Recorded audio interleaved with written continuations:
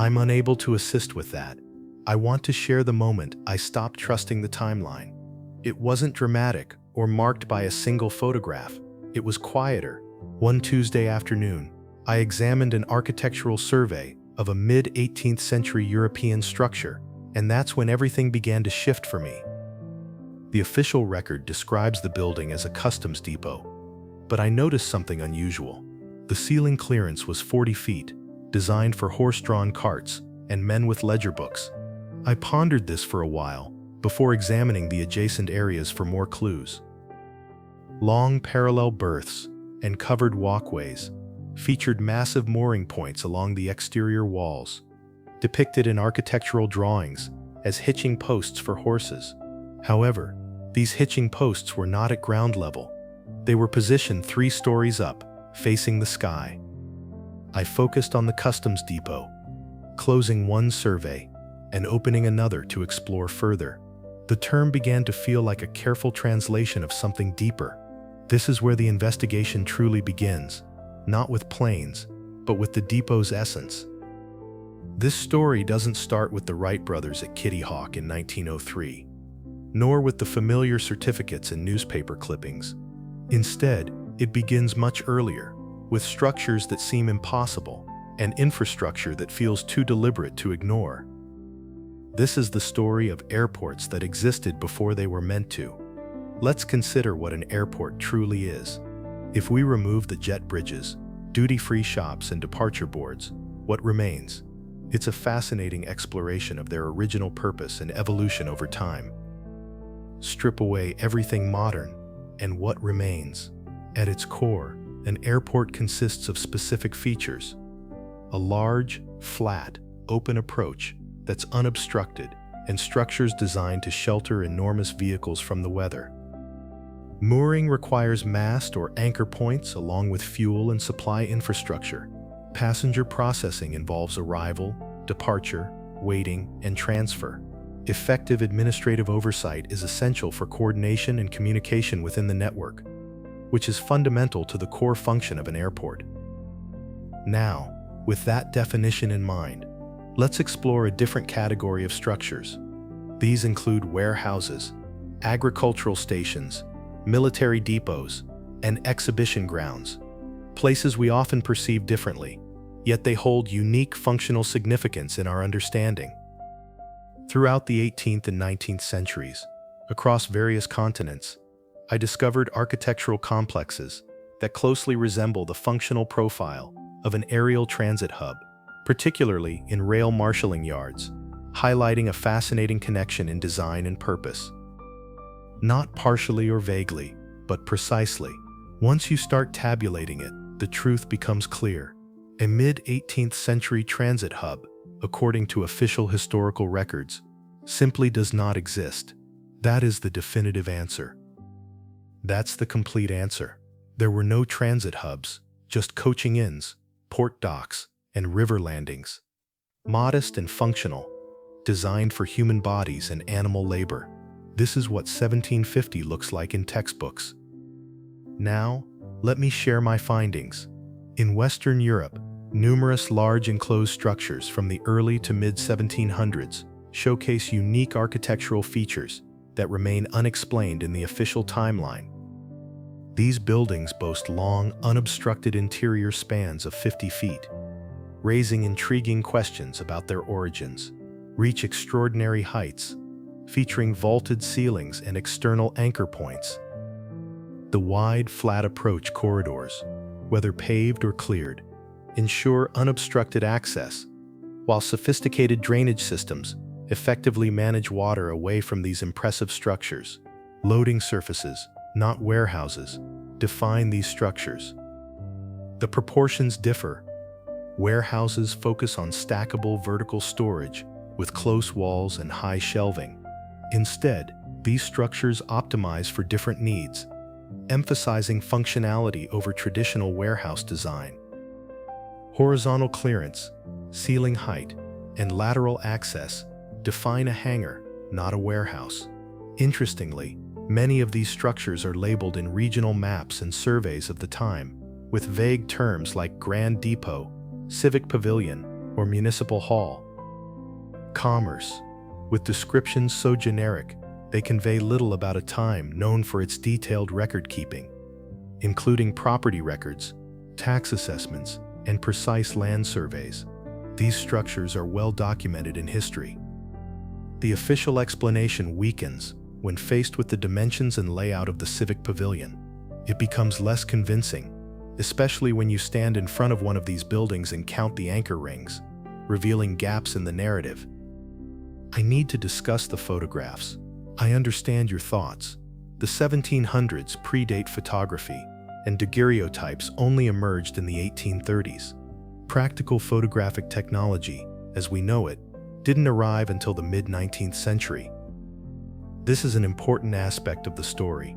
Early photographic images like daguerreotypes, calotypes, and albumen prints from the 1840s to 1860s reveal aspects that the photographers seem to overlook, highlighting a fascinating element of their work that went unremarked upon. In the background, half obscured by architectural details, large, elongated aerial forms appear on the horizon.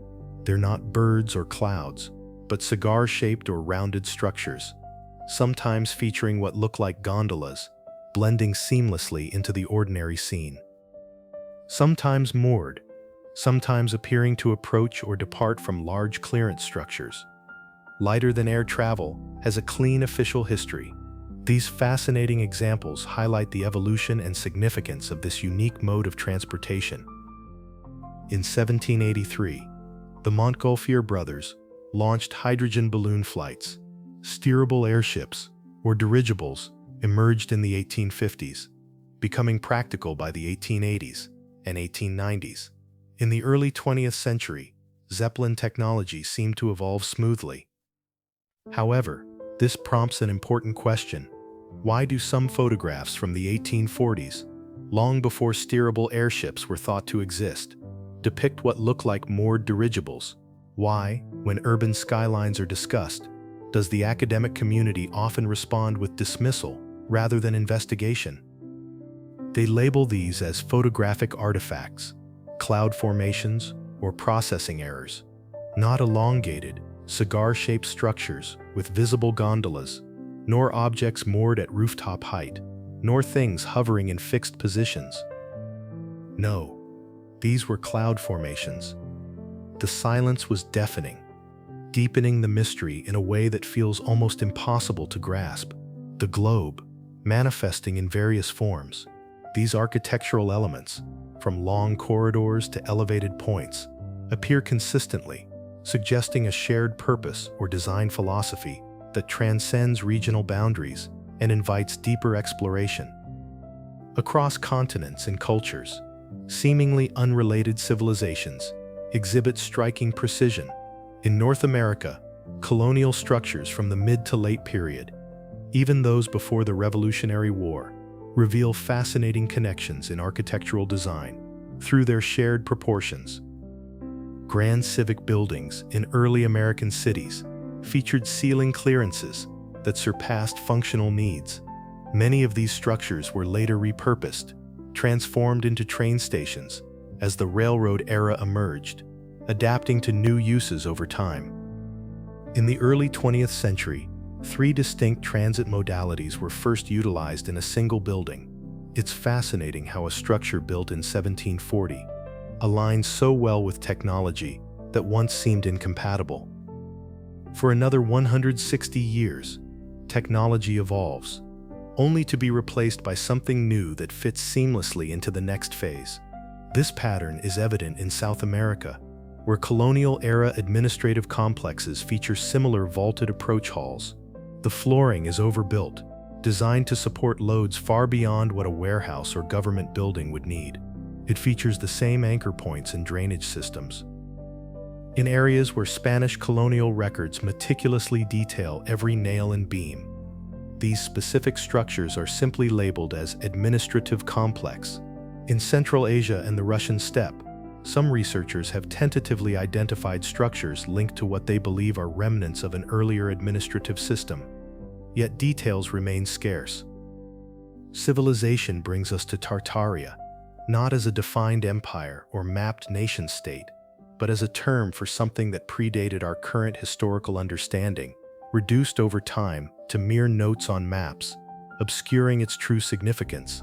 These structures share a common vocabulary: long horizontal spans, elevated mooring infrastructure, wide approach clearances, and remarkable precision. Yet, the strangest part is that the dates don't align. Some structures originate from times when official records indicate the regions were uninhabited, pre-industrial, or incapable of supporting the engineering they display. While the dating is frequently disputed, it isn't always openly debated or challenged. The marginal notes of regional surveys and the overlooked footnotes of architectural histories reveal evidence of a larger coordinated phenomenon that extends beyond mere regional anomalies to a global scale. In the early 1700s, coordination across continents seemed impossible. Communication technology was lacking, engineering knowledge was not shared, and civilizations were considered isolated. Yet the same building appeared on 4 continents. This raises the question: how could such a feat be achieved? I want to be. Precision is essential here. I'm not discussing a recognized empire or defining borders. The term Tartaria appears in European maps from the medieval period to the 18th century, referring to vast territories that were not fully understood. Central and Eastern Asia, often depicted on maps as everything east of Moscow and north of China, reflects a certain ignorance. It represents a region we don't fully grasp, yet ignorance does not equate to a lack of significance or complexity. Emptiness. I'm intrigued not by Tartaria as a political entity, but by the possibility. I'm posing this as a question, that the territories marked as Tartaria on 17th and 18th century European maps hold the key to understanding something deeper. Remnants of a sophisticated civilization reveal a society that developed aerial transit technology and built the necessary infrastructure. For reasons we cannot fully understand, this civilization ultimately ceased to exist in any recognizable form. Before the modern historical record solidified, before written records became primary sources, the architecture stands out.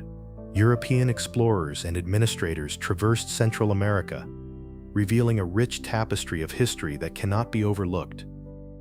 In the 18th and 19th centuries, major surveying expeditions explored regions called Tartaria, revealing large ruined structures with impressive precision and foundations that appeared to predate the civilizations currently inhabiting those areas. The official records from those expeditions detail findings identified as ruins of unknown origin, linked to various ancient cultures. Yet many remain dissatisfied with the explanations provided. While examining the engineering, I often came across the phrase unknown origin in various documents. Investigating expedition records from Central Asia and the Russian interior, particularly in areas marked as Tartaria on old maps, revealed its consistent presence: unknown origin, unknown function, unknown date. Once you see it, you can't unsee it. The pattern of deliberate vagueness and the refusal to integrate anomalous evidence into the official narrative is striking. This is what draws me back to the question. The technology doesn't fade gradually. It vanishes completely, without leaving traces or transitional forms. It disappears with a finality that is unsettling, prompting deeper reflection on its implications and the mysteries surrounding its existence. If airship or dirigible-based transit infrastructure existed in the early 18th century, what might we find in the historical record? We would anticipate transitional documents and engineering designs that reflect this innovative technology, revealing insights into its development and implementation. Technology's accumulated knowledge reveals regional variations, with each concept adapting to distinct climates, materials, and cultural contexts. We also expect failures and accidents to occur during the process. Insurance documents reflect the bureaucratic remnants of a still-used technology. However, when silence breaks in the mid-19th century, it leads to the emergence of something entirely new: The balloon, the airship, and the dirigible. We're rediscovering knowledge from the past. What if the engineers and scientists of the 19th century, credited with inventing lighter-than-air flight, were actually tapping into concepts that had existed long before? This perspective shifts our understanding of innovation and creativity. Rediscovering these fragments and architectural evidence reveals structures that endure in European and American cities. These overbuilt, poorly documented buildings, with their unusual proportions, still stand, showcasing anchor rings and impossible ceiling clearances, ready to share their stories. This raises a crucial question. How do you reinvent something that never truly disappeared? How do you create a new concept when the infrastructure for it is still physically present in the cities surrounding you? The official explanation falls short. I want to discuss how these structures evolve over time. Once you recognize the pattern, it becomes a compelling argument. In the first stage, the structure exists, large, precise, and overbuilt for any stated purpose. Purpose appears in surveys and maps under generic designations, functioning in ways the official record doesn't specify. Stage 2 introduces new transit technologies, rail, early automotive, and aviation, transforming transportation.